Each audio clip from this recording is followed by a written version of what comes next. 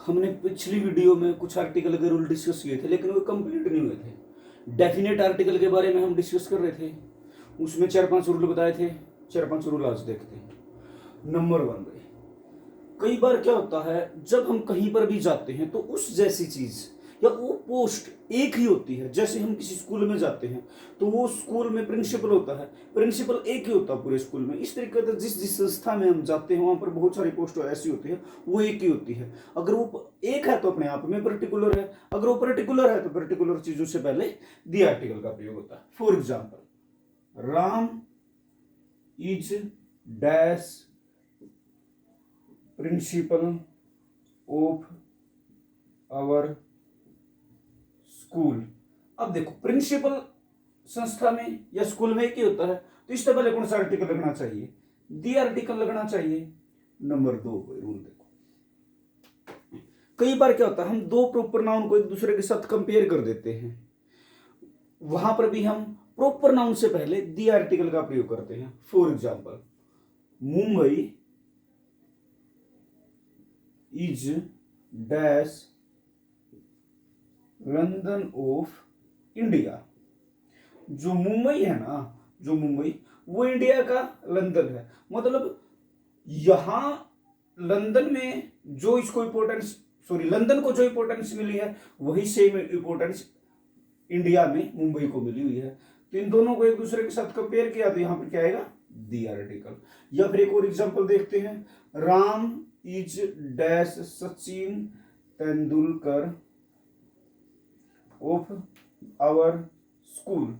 अब इसका मीनिंग क्या होगा? जितना अच्छा सचिन तेंदुलकर खेलता है उतना ही अच्छा राम खेलता है। तो अब हमने राम को किसके साथ कंपेयर कर दिया? सचिन के साथ। तो यहां पर भी कौन सा आर्टिकल लगेगा? दी आर्टिकल लगेगा।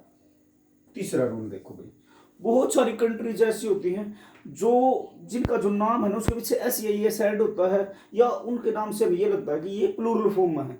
यदि कंट्री का नाम सिंगुलर फॉर्म में लगता है तो उससे पहले कोई भी आर्टिकल नहीं आएगा, लेकिन उसके साथ में एस या एस ऐड हो रहा है या हमें ये लगता है वो ये प्लूरल फॉर्म में है, तो वहां पर दी आर्टिकल का प्रयोग होता है। जैसे अगर मैं ये लिखूं, I live in dash West Indies. अब ये इंडीज है, यहां से पता चलता है कि ये प्लूरल फॉर्म में तो द आएगा भाई। या फिर यूनाइटेड किंगडम या नीदरलैंड्स भाई, ये सारे ही नाम प्लूरल फॉर्म में है, इनसे पहले हमेशा दी आर्टिकल आएगा। हालांकि कंट्री का नाम है, रूल में क्या लिखा मिलता है कि कंट्री के नाम से पहले कभी कोई आर्टिकल नहीं आता, लेकिन अगर वो प्लूरल फॉर्म में है तो दी आएगा। अगर ऐसे लिख दिया, I live in dash India, तो अब इंडिया है तो इंडिया तो सिंगुलर फॉर्म में है, तो यहां पर कोई आर्टिकल नहीं आता।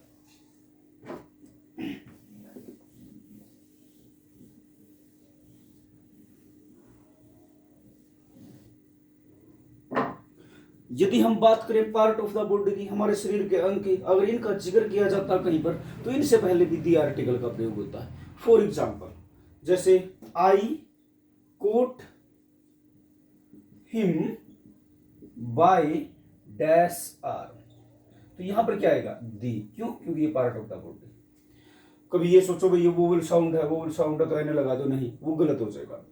कुछ ऐसे हैं जैसे ओल के बाद दी आता है, फर्स्ट सेकंड थर्ड, इनसे पहले भी दी का प्रयोग होता है। जैसे ओल डैश स्टूडेंट्स हैव गॉन, सभी विद्यार्थी जा चुके हैं, तो ओल आएगा भाई। ओल के बाद हमेशा दी आर्टिकल का प्रयोग होता है। अगर ओल के बाद अपना आर्टिकल फिल करने हो तो दी आएगा, ठीक है ना।